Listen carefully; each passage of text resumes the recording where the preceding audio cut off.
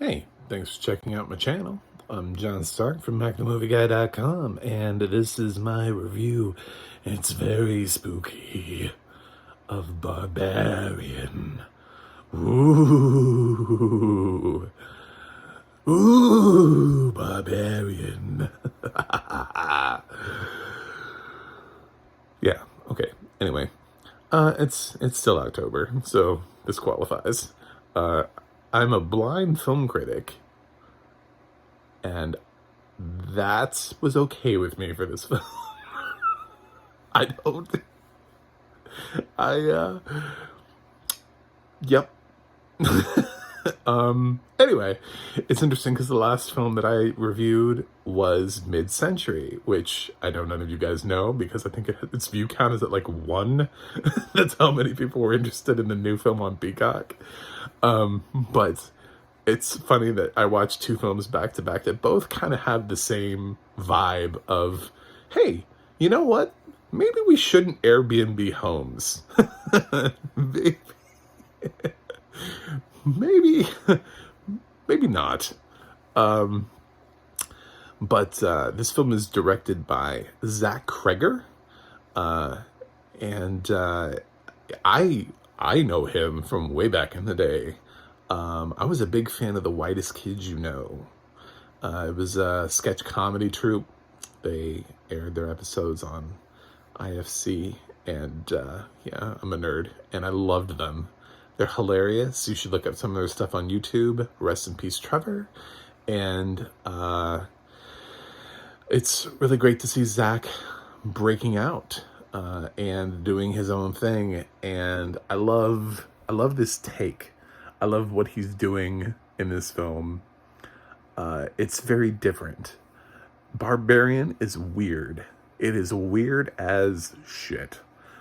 Even when it's being stupid, it's still being weird as shit. So, I knew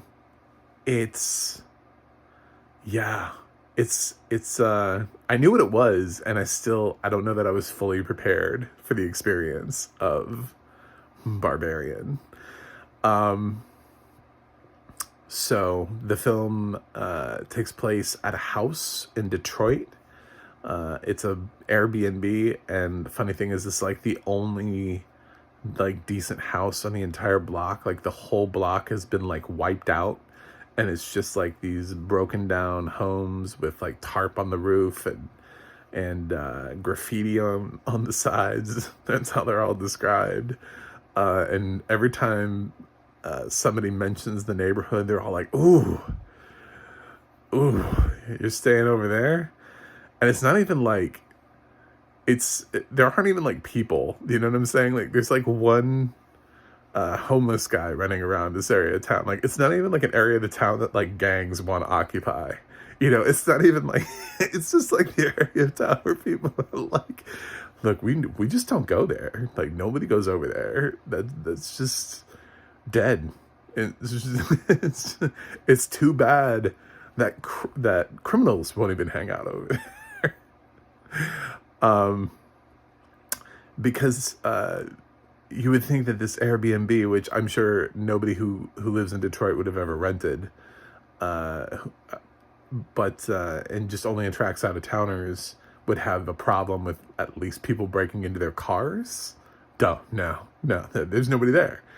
there's nobody to do that. They're just off in this section of town that's just complete and total shit. But there's this one house that's creepily and very odd kept up. And Georgina Campbell is there. She plays our main girl. She's there for a job interview. And she's booked the Airbnb. But lo and behold, there's a problem. Turns out another guy also booked the same house. Dun, dun, dun. And he happens to be Bill Skarsgård. Yes, that Bill Skarsgård. The guy who played the clown in It. So obviously, he's gonna be the killer. Or at least that's what the film wants you to think. The film tries to be a little creepy. It kind of gives up on that pretty quickly. But in the beginning, it tries to give you this idea that, ooh, maybe this is the situation. Maybe this is what the film is about. And then you're like, I don't know. If it is, he seems pretty chill. I mean, he's giving her the space, and he seems to understand like the odd situation they're in. So I didn't pick up on many villain vibes for him. There's just a couple things where she's a little uneasy about being alone in a house with a dude she doesn't know, which is fair. And she totally openly addresses it. They have a conversation, and she's like, if the roles were reversed, I never would have let you in. Just, so it's interesting that she is where she is. But they double booked this Airbnb, so they're both there. But there's something about this house. And both of them are there for a reason. And they go off and sort of do their things. And this film takes place sort of over time. Like, it's not a quick film. It's not like a film that happens in real time. But some weird things start happening, some creepy things, and eventually, turns out Georgina Campbell, she needs some toilet paper. So, she's looking around, she's looking through cabinets and everything, she's wondering, like, where do they keep the toilet paper in this house? And she goes downstairs for the toilet paper, and she gets trapped in the basement. And while she's down there, she finds a secret door into a tunnel that is pitch black darkness. And, yeah. So there's something under her house. And I'll go ahead and spoil for you. It's not an Underground Railroad movie. That's not what this is. If you think that she found, like, history and like, oh, it's Harriet Tubman. No. This is a horror movie. So, unfortunately, that's not what this is. Yeah, so it gets kind of crazy. And I don't want to spoil that beyond that point. So that's where I'm going to stop explaining their story for a minute. And I'm going to tell you that there's also a side story of featuring Justin Long. I don't think that's a spoiler. Some people have tried not to talk about him, but there's like two stories. You do cut over to Justin Long's story.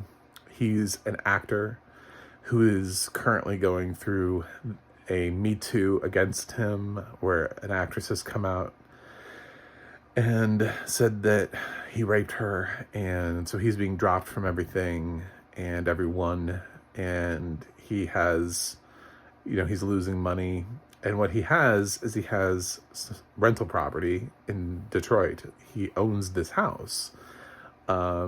He's never been to it. He doesn't know what it is. He just owns it. So he's decided to go to his rental properties to check out the houses.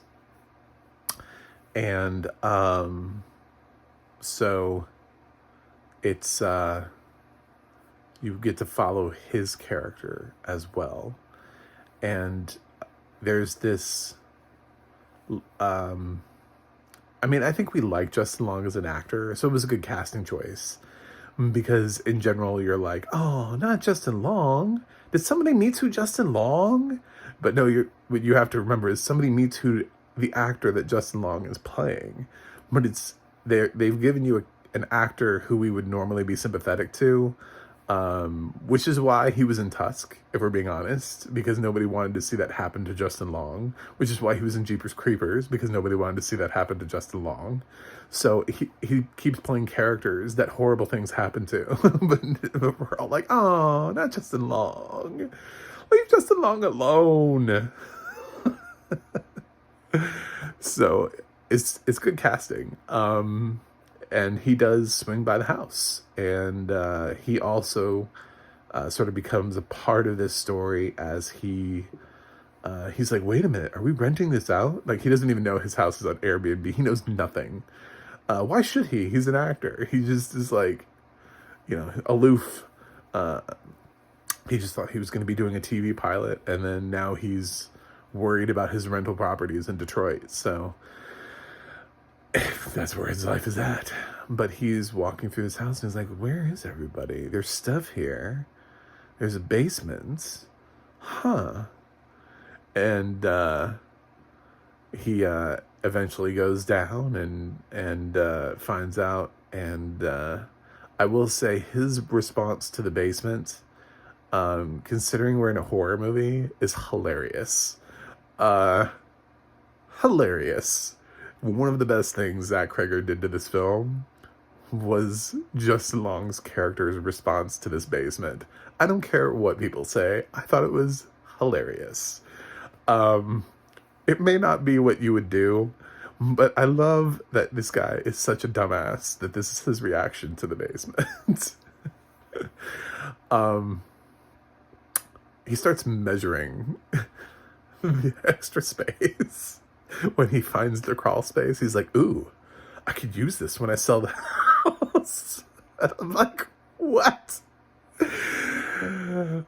You find a creepy fucking tunnel off into somewhere and you start measuring it, thinking that you can put it as an added bonus? Have you seen the neighborhood around you? Who is going to buy this house? It's hilarious. I loved that, but the film itself is, it gets really weird, and it gets violent, and it's gory, and there's definitely something in the tunnel. I won't tell you what. I don't want to ruin it, but that's what the film is about, and that's how the film gets an R rating, and it is very much an R rating. This is not a suggestion. This is not a nah, my 13-year-old can watch this. This is, why don't you watch it first and then go, do I think my 13-year-old should watch this? Don't just assume. There's some really weird shit that goes on back there.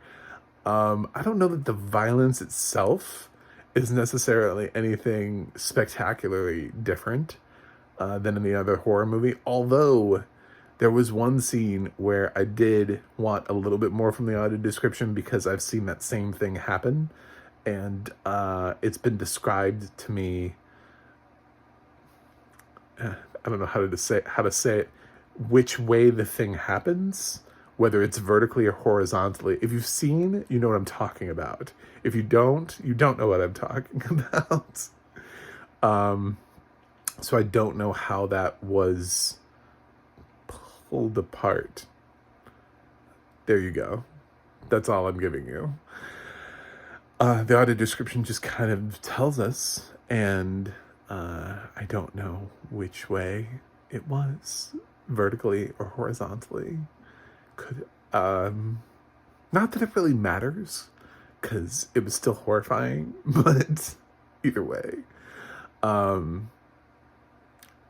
there's an even more horrifying thing that you sort of learn. There's like a third part to the story which I can't tell you about because it ruins everything else. This is a story where you don't really want to know the end, the stuff that I'm not telling you, because then it's the movie. Then done. Then you don't need to see it anymore. This is a film where you're going to see what's in this fucking hole, basically. Because it gets very creative, and kudos to Zach Cregger for putting this thing together. So I don't know that I loved this film, and I don't know that I would watch this film over and over. I think this is like a one and done for me. I don't think I'm ever going to need to revisit Barbarian. But that being said, I gotta give it creativity points. I it was very odd, and I don't think I loved it, but I can see why people. It's got like a 7 point something on IMDb, and it's got a decent Rotten Tomato Metacritic score, so I can see why. It's the creativity and innovation here, but damn. Uh, so I'm gonna give Barbarian. I'm gonna give Barbarian a B. Uh, yeah, I feel like some people are probably like, "What? This is the best horror film of the year," and it's like, I mean, maybe when we think about things that are horrifying, uh, sure. It depends on what you want from your horror film. There are things that are more horrifying here that are not traditionally what we think of in horror. You know, like stab, stab, kill, kill type stuff. There's just sort of a nightmarish landscape. Sort of what I imagined Crimes of the Future would have been like had I had audio description to be able to go through it. That film seemed like it was trying to have that vibe, where it was trying to gross you out in a very different way. This one achieves that with a really good audio description. So check it out. It's on HBo Max. And if you've stayed this long through my review, you must like me a little bit. I'm trying to get to 100 subscribers this year. So if you could click subscribe, that would be great. I also have a website, macthemovieguy.com. I have a Twitter at macthemovieguy. There's the audio description project, adp.acb.org. It'll let you know what has audio description and where you can watch it. And the adna.org. That's the adna.org. Will let you know who's narrating your favorite TV shows and movies. So, anyway, kudos to the team behind this. And right now, I got to go watch something else for you guys and review it. But I will see you on the other side. And don't go into any weird holes and basements. Just as a general rule. Like, that was... Come on. Like, I'd be out of that house. Wouldn't you? I mean, I'd be gone. I'd be like, what? I don't know what this is. I'm out. But, yeah.